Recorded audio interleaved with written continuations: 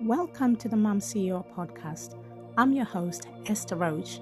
Join me as we explore the dynamic intersection of motherhood and entrepreneurship. From the challenges to the triumphs, we're here to unravel it all. Get ready for insightful conversations, practical wisdom, and a whole lot of inspiration. Let's embark on this empowering journey together. Hello and welcome to another episode of the Mom CEO podcast. I'm Esther Roach, your host, and today I'm joined by Rachel. Hello, Rachel, and welcome to the show. Hi there. Thanks so much for having me. Now, you're very welcome. Could you please introduce yourself to the audience and what you do? Sure. My name is Rachel Sklar, and I'm a parenting coach. I specialize in supporting moms of strong-willed boys who are really struggling with behavioral issues at home, who really want their relationship with their son to improve, and who are just looking for a lifelong positive experience as a boy mom. Oh, fantastic. And one of the things all my guests always forget to do, well, most of them, not all, is say their mums. Right. That's Right. something you do. So you're a mum. I am a mom. I have three boys. My oldest is turning 17 this summer. I have a 15-year-old and an 11-year-old. And being a boy mom is one of the biggest joys of my whole life. I absolutely love it. And it was not always that way.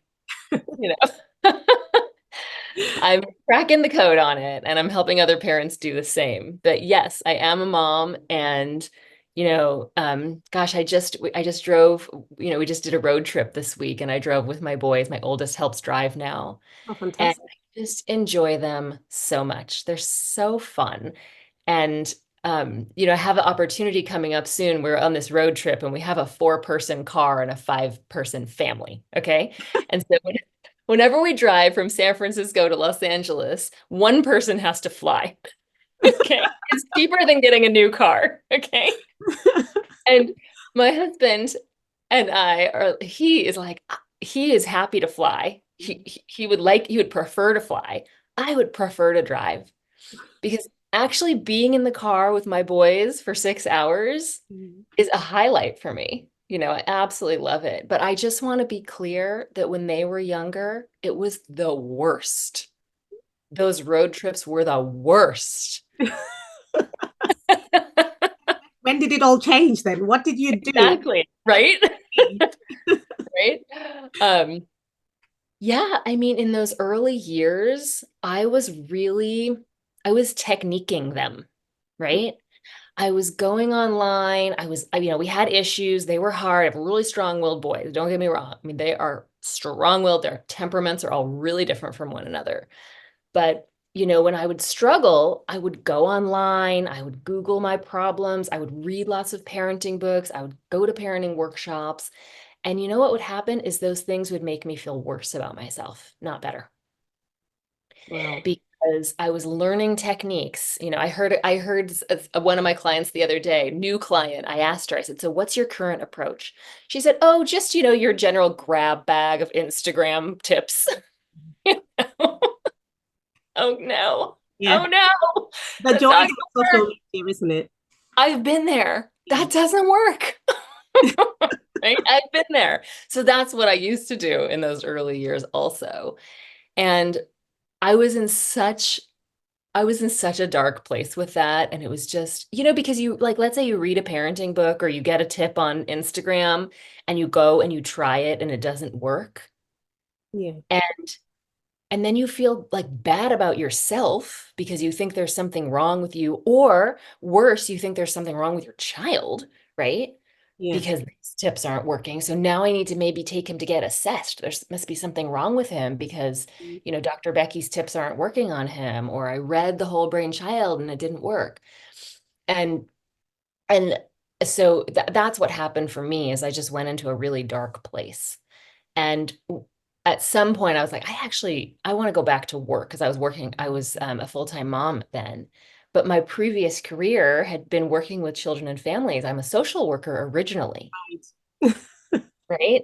And so had been working in actually child abuse investigations. And so when it was time for me to go back to work, I was like, no, no, no, no, no. I can't go back to supporting families. right? My parenting is in the toilet. How can I help other parents, right? And so I ended up going to school, right? I went to study parent coaching because I knew that I would get a parent coach. I knew that I would get some really deep support. And then if it went well, I could turn it into a business, Yeah. That's what happened. Anyway, so here's what happened. Here was my shift. Okay. Mm, I stopped looking to experts mm, to solve my parenting problems, and I started looking to my children. mm. I started tuning in to who they were and to what they needed. This was before I had my third, by the way.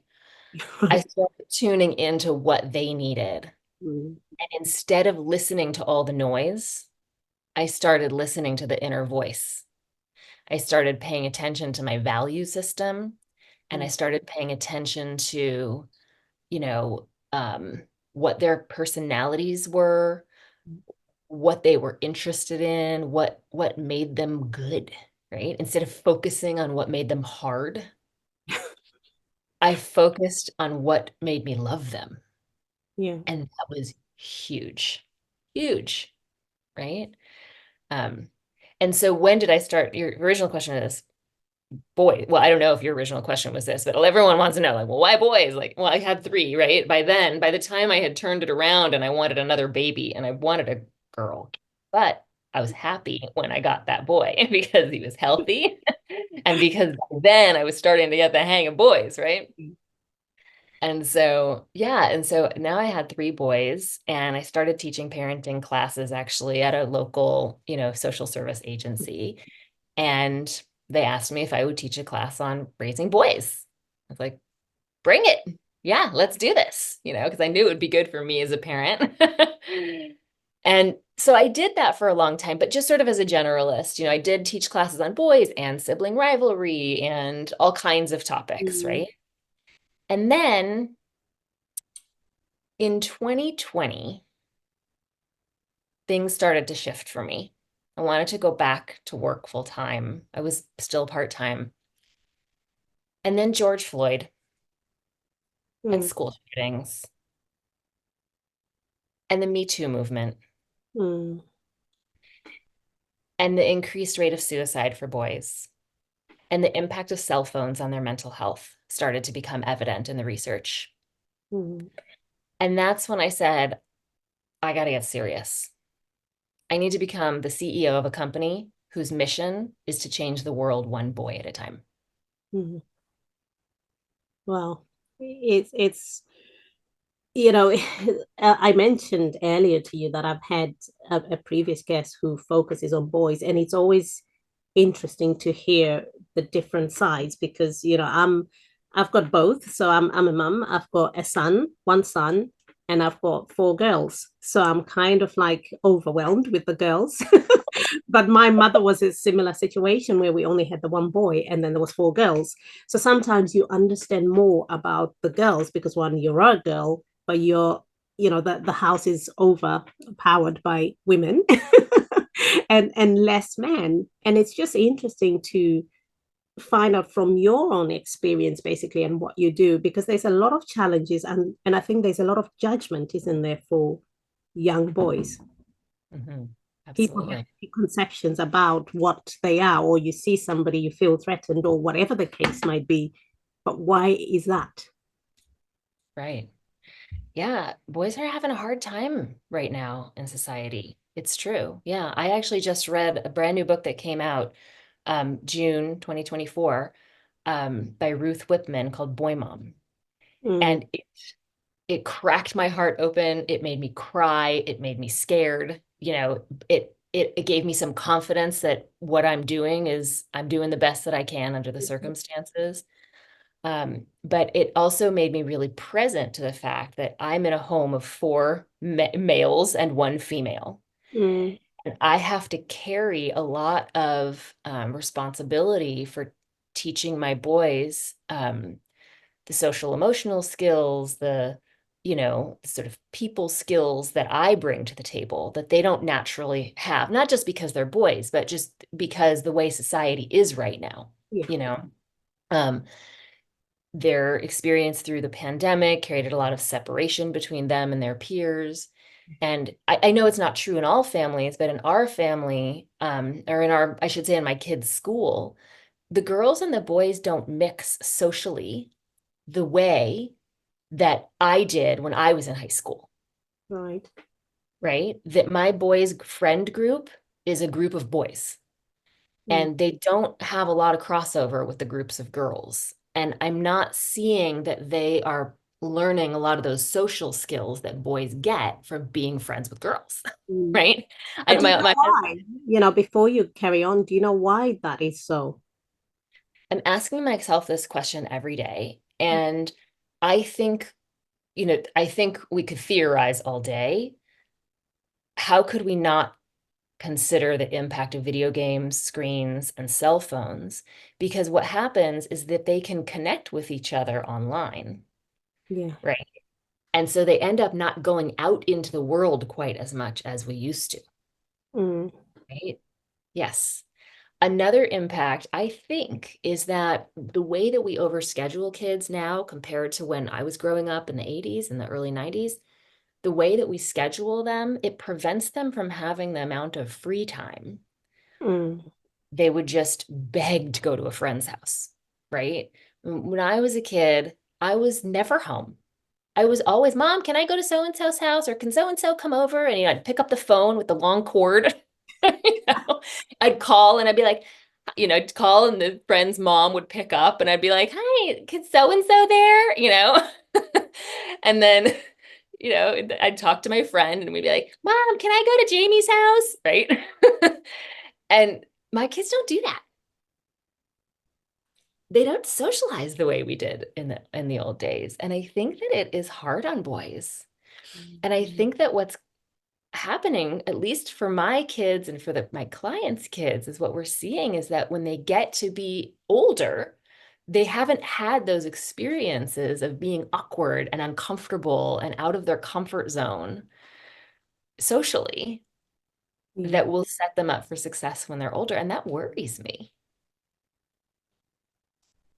Yeah, that's quite something to think of. But when you have your clients, so you've mentioned things about the lack of social skills and social impact basically from how it was, but the whole world is changing. A lot of parents are even worried to have their kids playing outside because you don't know what's going to happen to them. But saying that, there's also so many issues of allegations, whether they're real or false or whatever the case is. Do you think there's an element of fear, that, the boys and the girls are not mixing? Because if you look at somebody, it's going to be, oh, they looked at me or they touched me or they, do you feel like that's something that could potentially be an issue from your experience? Yeah, I mean, I'm not sure that it's conscious, Mm, right? I'm not sure that it's conscious for us, but I think it's in the collective unconscious. right. I think it does impact and drive behavior. I do. Hmm. And Yeah. what do parents do? What do I mean, first we know do? we acknowledge when we make mistakes, right? Like I'll share one, I'll out myself. I was reading this book that I mentioned, and there was this storyline in it about a boy getting accused in college of sexual assault. And from his perspective, and the interaction from his perspective was, you know, not sexual assault. Maybe it was clunky, maybe it was poor social skills, but it certainly wasn't sexual assault. And and so he gets accused in his mind falsely. And of course, he said, she said, and there's investigations. And after 3 investigations, it turns up that, he's innocent, right? Mm, But his life is completely changed. He is now, canceled by his friends. And anyway, so what do I do? Because this story scares Jesus out of me. Um, I go home and I tell my teenage boys, when you get to college, you need to be really careful. And I tell them this story, and I'm completely fear mongering them, right? And then, my oldest one was like, great hanging out with you, mom, And then I was like, oh man. And so then I had to go back and clean it up with him. I had to be like, I am so sorry. That was super inappropriate of me, and just have a really honest conversation. Yeah. And so I do think that there's that fear seeps out, you Mm, know, that the way that kids are socializing today is somehow wrong or broken, and it could get them into trouble, whether they're boys or girls, it could get them into trouble. mm, And so it's easier to just stay online. It's safer for them from their perspective. It's addictive in a lot of ways, right? That dopamine hit that they get from their time online, it's just a little bit easier yeah. All for right. them. Yeah, it's a lot of food for thought there, isn't it? With when you start thinking of all the different things, but also you've got risks online anyway. You know, when you work with your clients, what sort of strategies or things do you kind of say to parents? You know, this is possibly you can try because again, like you mentioned earlier, there's the whole social media side of things, but each child, you know, like I always say to my children, you're all unique, you're all different, every one of you is different. I can't, they're not all going to like the same things, and their careers are not going to be exactly the same. So again, we can't treat them like what we see on social media. Right. So Right. parents do. Yeah, I actually teach a course on this, screen machines, and I call it reclaiming your family culture. And helping people really identify what is the family culture that you want to have, right? For me, I'm really motivated to teach my kids to be critical thinkers. Mm-hmm. I want them to see what's online and think twice about it every single time they see something, right? And so when we're watching TV together, and I try to really engage in their online world as much as possible. We play New York Times crossword puzzles together. We nerd out on things online together. And I try to get involved. I try to understand Minecraft. I do my best. But, like I want to teach them to think critically about not just what they see. And I'll give you some tips on how to do that, not just on what they see, but on to kind of assess the culture and like you know, what does it mean that people are spending this much time looking at their phones? I'm really conscious that when I look at my phone, maybe the studies that say that when we look at our phone from the outside, our face actually looks depressed.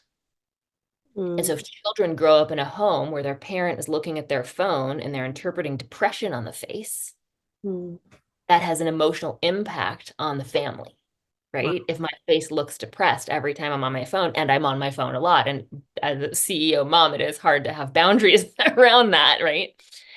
So that's one thing.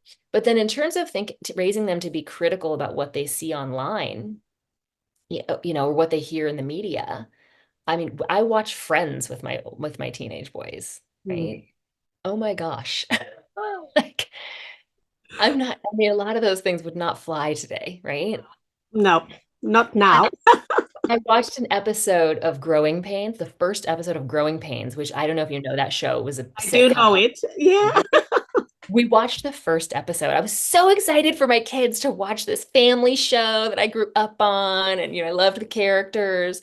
The first episode, I was mortified. I was so embarrassed because the whole time the dad, Mike, was trying to get into his wife's pants, like, because she went back to work and he became the full-time dad. And he was like, I'm ready for it. Let's go to the bedroom the whole time. Like the theme of the episode, and I was like, we're not watching 80s TV anymore, you know. Um, but having conversations with them is so important. I'm like, why wouldn't we want to watch this program again? Why, for example, when we're watching Friends, if something comes up, I'll be like, do you know what that means? And do you know why that's not okay? And, yesterday we were listening to rap. My kids love rap music, and we were listening to this. They listen to Hebrew rap music because I don't know, they got exposed to a couple Hebrew rap songs that they really liked, pop Hebrew songs. And there's this one song that's all Hebrew except for the word booty call. Right. And it's like, hey, you guys, do you know what a booty call is? Right. And we have to be willing, Yeah. we have to be willing to be uncomfortable and to say to our kids when they hear something or we see something, we're like, hey, what do you think this company wants you to think? Yeah. And is it right? Is it morally right? Is it factual? Is that the way the world actually works? Mm. So if we can teach our boys that, I feel like they'll be more protected in their online world Mm. from, from the dangers of it. Yeah, and I feel like, with everything you've said and where the world is at now, it's almost like so important more than ever to have that open communication channel with your children, because nobody's going to do it. That's right. And it's having that understanding and knowing them as well. So, yeah, it's quite scary. It's But quite scary, but what you say is spot on. It's about knowing them. I always say to my clients, and I say this to myself constantly, is that our goal is to know our boys deeply, to mm, know them so deeply that we know a part of them that doesn't change over time. So mm, whether a 2-year-old or a 6-year-old or a 10-year-old or a 17-year-old, we can learn their temperament. We can learn what makes them tick intrinsically, what motivates them from the inside out. And mhm, that's going to be different for all kids. yeah, Right? I mean, there's some universalities about that we are really motivated by, research shows we're really motivated by feelings of competence, right? If we're really capable, we're much more likely to want to do something, which explains why kids are so motivated to be online, right? mm, yeah, Because it comes easily to them or it gives them a challenge that they can accomplish, right? So they get a great feeling out of that. We're motivated by feelings of autonomy. If it's my idea, I'm more likely to do it, yeah, right?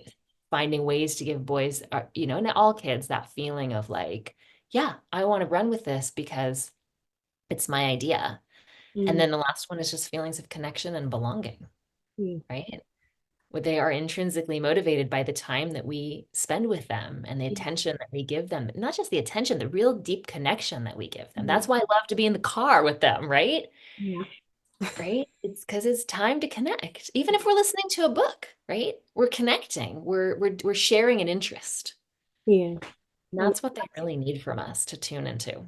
yeah, no, absolutely. And it is important. And, one of the things with the things you mentioned on there was, how do you motivate them without the whole bribery side of things? Because that's a massive one that, a lot of the times you end up stuck because you can never do anything without the bribe, That's or right. it stops working eventually. That's right. That's right.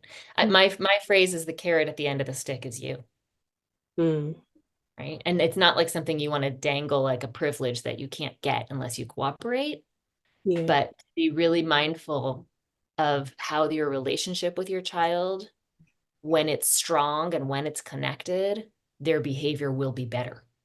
yeah, And because it lifts their feelings, I call this the self-worth cycle. It lifts their feelings of self-worth when we prioritize our relationship with them over being right, yeah, right? And when their self-worth is high, usually they're much more eager to cooperate, right? That's just human nature, yeah. Wow. right? Yeah. Yeah. And so when I think about boys, I think about the way we train them to wield power over others in the way that we withhold, we take away privilege from them, we bribe them to cooperate, we take away their screen time, we take away their phones, we don't let them go places if they're not cooperating. And what I think that they learn from that is that they learn that the person who's in a position of authority Mm, yeah, can wield their power over others to control behavior. yeah, Now turn on the news. We're not surprised by what we see. We're mm, not surprised by the way we see our leaders wielding power. And I think that if we stop doing it when they're kids, that we can raise this generation to do it differently when they're adults, to really mhm, prioritize relationships when they're adults. And mm, I think that in that way, world peace starts at home. yeah. No, that's true. It's just, I think there's just so much. And all this, again, you've mentioned on some points there where, it tallies even to the fact that men don't get emotional and all that kind. If you're emotional, you're weak. But it's almost like embedded in you when you are growing up, and then they end up in that situation because that's what they've been told. So with regards to obviously your classes, you work with anybody from anywhere in the world, I'm taking it. Anybody from anywhere, and I work with parents of girls as well. Yeah. It's important. It's important to me to work with any parent who needs this kind of support and in their relationship and with cooperation. But yeah, I have a special place in my heart for parents of boys. Yeah. And how, how do people connect with you? Where can they find you, and what sort of things do you cover? Yeah. Just to give some insights. Yeah. So my website is Sklar Parenting. My last name, Sklar Parenting. It's also really easy to find me at the boymommethod.com. So yeah. So the Boy Mom Method is this, system that I've developed to support boys or moms of boys in an organized way, right? And it's really, there's sort of three pillars to it. There's, there's what I call connection management, which is the antidote to behavior management. It's where instead of using consequences and rewards, we use tuning into our relationship with them. So connection management, collaboration, teaching boys the power of coming up with a win-win solution. Mm-hmm. And that's a life skill that we need to teach them. Yeah. Something that we tend to be good at, right? Mm-hmm. And then the last thing is setting them up for success. Mm-hmm. So the Boy Mom Method covers those three kind of big areas. And then setting them up for success is really about developing systems and routines. I call it systems and routines for functional family life. And it's how I succeed as a CEO of my company and a mom of three. If I didn't have systems, in our family, if we didn't have a color-coded cereal bowl system, I would go crazy. Like, I mean, literally, there's just systems that we create. And I love systems because they're free. Yeah. They're great for relationships, Mm-hmm. right? They really promote communication and they teach kids important life skills, So that's kind of how we do it. And I think it's an important thing for boy moms to teach their kids. So the boymommethod.com is where you can find all of my content. Yeah. Fantastic. And also I'll say one more thing is I run a Facebook group and I'm on Instagram at Moms of Strong-Willed Boys. I have a Facebook group called Moms of Strong-Willed Boys, and I answer questions there and support parents who are struggling with difficult behaviors. Oh, wow. Well, that's all really helpful information. And, with your level of experience as well, having come from the social work side and to being a mom and experiencing it yourself, it's so valuable for the audience that's listening. And what I'll do is when the episode goes live, I'll put some links as well. So, they know where to find you if they want to connect and obviously take things further, or just be there to get some of your advice and the things that you write up about in the various groups that you have. So, thank you so much. Is there any sort of last few things you'd like to say to the audience? Oh my God. I would say that I want the audience to be inspired by their boys. Mm-hmm. To find what's inspiring about them and to connect with them, to connect with your boys by getting really engaged in their hobbies. When you get engaged in your boys' hobbies, that's like going in the back door to connect with them when they're not wanting to connect with you in the way that you're used to, right? Face to face conversations, talking about feelings. Share hobbies with them. That's, I think, one of the most important things we can do with our boys to really connect with them. Oh, fantastic. It's been absolutely brilliant having you on the show, and thank you so much for sharing those tips. And I'm hoping that the audience is inspired and it's going to improve the connection that they have with their boys. And to be honest, it can apply to girls as well, because I've got girls and a boy, so it's like it works both ways. You want to be having that connection, don't you? Exactly. Well, thanks so much for having me. No, you're very welcome. Thank you very much, Rachel.